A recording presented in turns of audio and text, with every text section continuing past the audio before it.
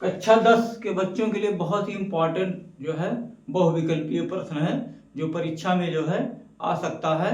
तो देखिएगा विज्ञान का है, बहुत ही मोस्ट इम्पॉर्टेंट क्वेश्चन है।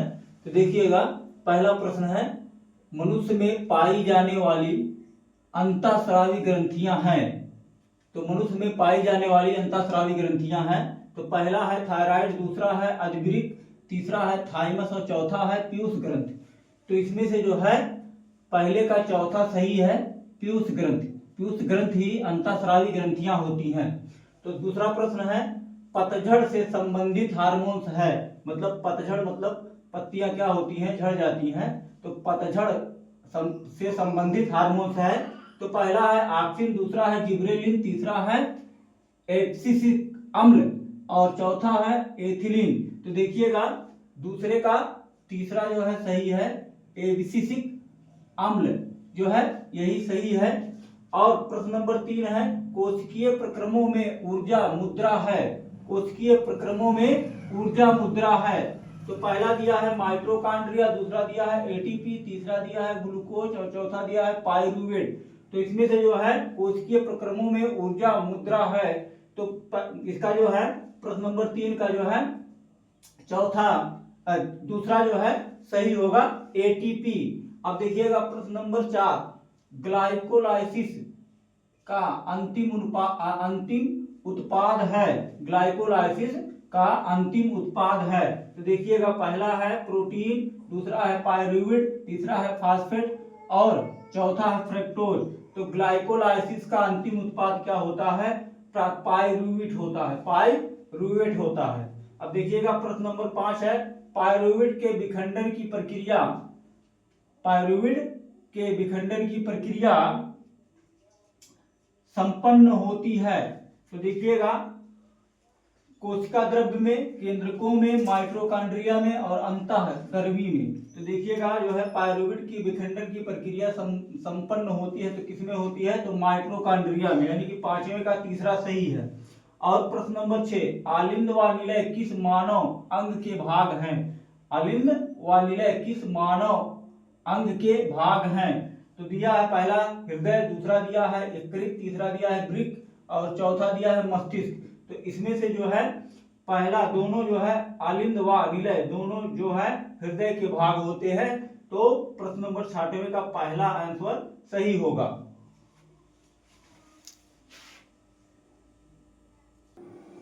देखिए 7वां प्रश्न है, प्रश्न नंबर 7, एक स्वस्थ मनुष्य में सामान्य दाब होता है। तो पहला दिया है 140 से 80, दूसरा है 120 से 80, तीसरा है 135 से 80 और चौथा है 125 से 115।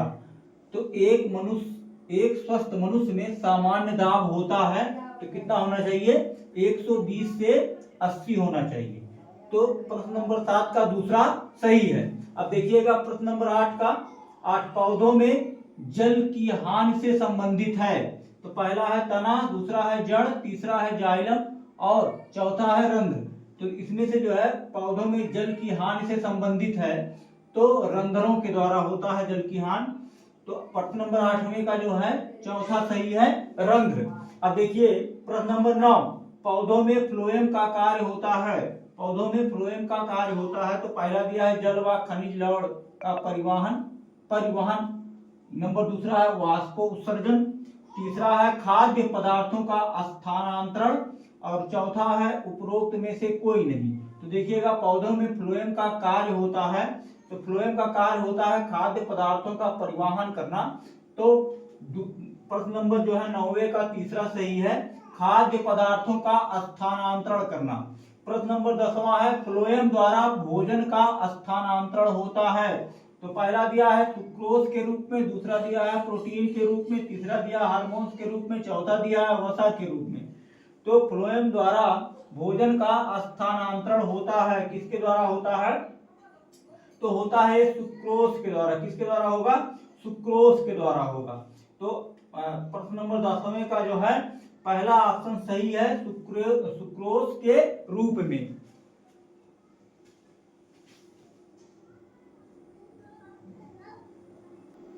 हेलो, 11वां प्रश्न है, देखिएगा, मनुष्य में वृक्क किस तंत्र से संबंधित है? मनुष्य में वृक्क किस तंत्र से संबंधित है? तो पहला दिया है पोषण, दूसरा दिया है श्वसन, तीसरा दिया है उत्सर्जन और चौथा दिया है पाचन। तो वृक्क जो है किससे संबंधित है?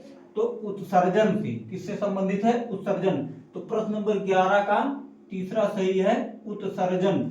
अब देखिएगा प्रश्न नंबर 12, वृक्क का कार्य होता है, वृक्क का कार्य होता है। तो पहला दिया है श्वसन, दूसरा दिया है प्रजनन, तीसरा दिया है पाचन और चौथा दिया है उत्सर्जन।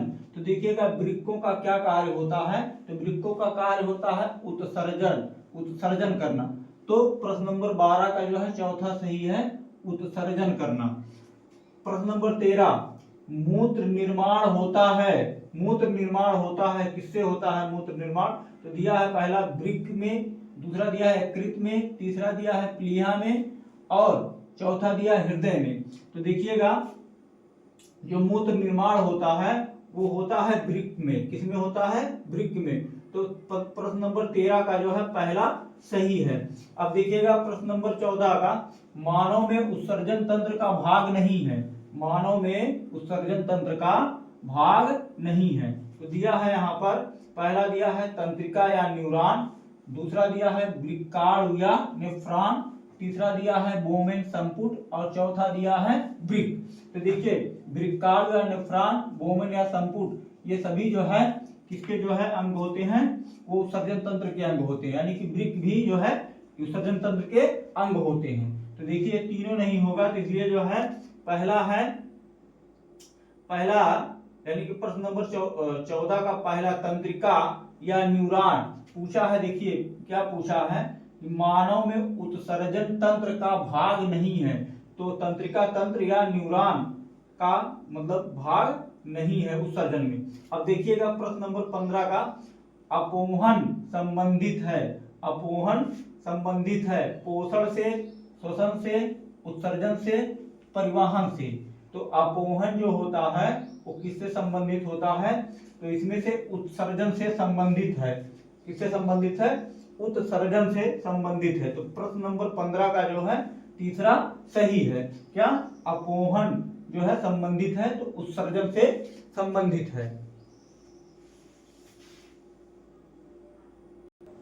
हाँ तो देखिएगा 16वां प्रश्न है, चमड़े के शोधन में उपयोग होता है, चमड़े के शोधन में उपयोग होता है। तो पहला दिया है टेनिन, दूसरा दिया है गोंद, तीसरा दिया है रेजिन और चौथा दिया है रबर। तो इसमें से जो है चमड़े के शोधन में उपयोग होता है तो टेनिन का उपयोग होता है, तो इसलिए 16वें का पहला आंसर सही है। अब देखिएगा प्रश्न नंबर 17। तो देखिए मेडुला ऑब्लोगेटा नियंत्रण करता है, मेडुला ऑब्लोगेटा नियंत्रण करता है। तो देखिएगा ऐच्छिक क्रिया का, दूसरा दिया है अनैच्छिक क्रिया का और तीसरा दिया है प्रतिवर्ती क्रिया का और चौथा दिया है सभी दैहिक क्रिया का। तो देखिएगा मेडुला ऑब्लोगेटा नियंत्रण करता है, तो ये करता है अनैच्छिक क्रिया का। क्या करता है? अनैच्छिक क्रिया का। तो 17वें का जो है दूसरा सही है ऑप्शन। देखिए प्रश्न नंबर 18, वृद्धि हार्मोन स्रावित होता है। तो पहला दिया है थायराइड ग्रंथि से, दूसरा दिया है पीयूष ग्रंथि से और तीसरा दिया है अधिवृक्क ग्रंथि से और चौथा दिया है अग्नाशय ग्रंथि से। तो देखिएगा वृद्धि हार्मोन स्रावित होता है तो पीयूष ग्रंथि से स्रावित होता है और पीयूष ग्रंथि को ही क्या कहा जाता है? पिट्यूटरी ग्रंथि कहा जाता है, इसी को मास्टर ग्रंथि भी कहा जाता है। तो प्रश्न नंबर 18वें का जो है वो आपका दूसरा सही होगा, पीयूष ग्रंथि से। अब देखिए प्रश्न नंबर 19, थायरॉक्सिन हार्मोन्स बनाने में किसकी आवश्यकता पड़ती है? थायरॉक्सिन हार्मोन्स बनाने में किसकी आवश्यकता पड़ती है? तो देखिएगा पहला क्लोरीन, दूसरा है आयोडीन, तीसरा है फ्लोरीन और चौथा है उपरोक्त सभी। तो देखिएगा थायरॉक्सिन हार्मोन्स बनाने में किसकी आवश्यकता पड़ती है? तो आयोडीन की आवश्यकता पड़ती है। आयोडीन की कमी से घेंघा रोग भी हो जाता है। तो प्रश्न नंबर 19 का जो है दूसरा सही है। अब प्रश्न नंबर 20, निम्न में से कौन सा जंतु हार्मोन्स है? तो दिया है पहला दिया है एड्रीनेलिन, नेलिन, और दूसरा दिया है साइटोकाइनिन, और तीसरा दिया है ऑक्सिन, और चौथा दिया है जिबरेलिन। तो देखिएगा इसमें से कौन सा जंतु हार्मोन्स है, तो देखिएगा साइटोकाइनिन, ऑक्सिन और जिबरेलिन ये पादप हार्मोन्स है। तो एड्रेनेलिन जो है वो जंतु हार्मोन्स है, तो इसलिए जो है प्रश्न नंबर 20 का पहला सही है। प्रश्न नंबर 20 का पहला सही है।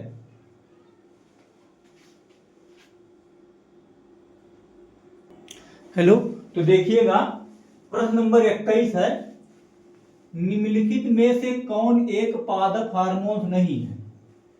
तो निम्नलिखित में से कौन एक पादप हार्मोन नहीं है, तो पहला दिया है ऑक्सिन, दूसरा दिया है जिब्रेलिन, तीसरा दिया है साइटोकाइनिन, और चौथा दिया है एस्ट्रोजन और इंसुलिन। तो देखिएगा ऑक्सिन, जिब्रेलिन और साइटोकाइनिन ये क्या है, पादप हार्मोन्स है, और यहाँ पूछ क्या रहा है कि पादप हार्मोन्स नहीं है, तो चौथा ऑप्शन सही हो जाएगा, क्योंकि ये मानव में पाया जाता है, मानव हार्मोन्स है एस्ट्रोजन और इंसुलिन। अगला है 22वां क्वेश्चन है, तो द्विविखंडन विधि द्वारा जनन होता है, तो द्विविखंडन विधि द्वारा जनन होता है तो किसमें होगा, तो दिया है पैरामीशियम में, अमीबा में, इग्लिना में, और दिया है सभी में, दिया है सभी में। तो द्विविखंडन जो है विधि द्वारा जनन होता है, पैरामीशियम में भी होता है, अमीबा में भी होता है, इग्लिना में भी होता है, तो यानी कि ये सभी में भी द्विविखंडन होता है। क्या होता है, द्विविखंडन होता है। देखिएगा प्रश्न नंबर 22 है, द्विविखंडन विधि द्वारा जनन होता है, तो पहला दिया है पैरामीशियम में, दूसरा दिया अमीबा में, तीसरा दिया इग्लिना में, चौथा दिया सभी में। तो क्या होता है, द्विविखंडन विधि किसमें जनन होता है, तो ये होता है 22वां का जो है पहला पैरामीशियम में। किसमें होता है, तो पैरामीशियम में होगा। अब देखिए प्रश्न नंबर 23 है, पुनर्जनन का उदाहरण है, पुनर्जनन का उदाहरण है, तो दिया है इसमें पहला दिया है हाइड्रा में, दूसरा दिया है मानव में, ब्रायोफिलम में, कबूतर में। क्या दिया है, कबूतर में। तो देखिए ना मानव में होता है, ना ब्रायोफिलम में होता है, ना कबूतर में होता है, ये होता है हाइड्रा में। पुनर्जनन की संभावना किसमें होती है, तो हाइड्रा में। तो प्रश्न नंबर 23 का पहला आंसर सही है। अब प्रश्न नंबर 24 देखिएगा, अलैंगिक जनन मुकुलन द्वारा होता है, अलैंगिक जनन मुकुलन द्वारा होता है, तो पहला दिया है अमीबा में, दूसरा दिया ईस्ट में, और तीसरा दिया है प्लाज्मोडियम में, चौथा दिया है लीशमानिया में। तो मुकुलन द्वारा किसमें होगा, तो ईस्ट में जो है मुकुलन के विधि द्वारा जो होता है जनन होता है। तो प्रश्न नंबर 24 का जो है दूसरा सही है, ईस्ट में होता है। प्रश्न नंबर 25, मुकुलन द्वारा प्रजनन होता है, तो पहला दिया है हाइड्रा में, दूसरा दिया है केचुआ में, तिलचट्टा में, तीसरा दिया है और चौथा दिया है कबूतर में। तो देखिएगा ना कबूतर में भी होता है, ना होता है, ना तिलचट्टे में होता है, ना ही केचुए में होता है। ये मुकुलन द्वारा जो होगा वो हाइड्रा में होता है। तो प्रश्न नंबर 25 का पहला सही ऑप्शन है। तो वीडियो को लाइक और शेयर करिए अगर आप लोगों को समझ में आया हो तो। और बहुत ही मोस्ट इम्पॉर्टेंट क्वेश्चन है जो है हाई स्कूल वाले बच्चों के लिए, जो है जो इस साल जो है परीक्षा दे रहे हैं उनके लिए।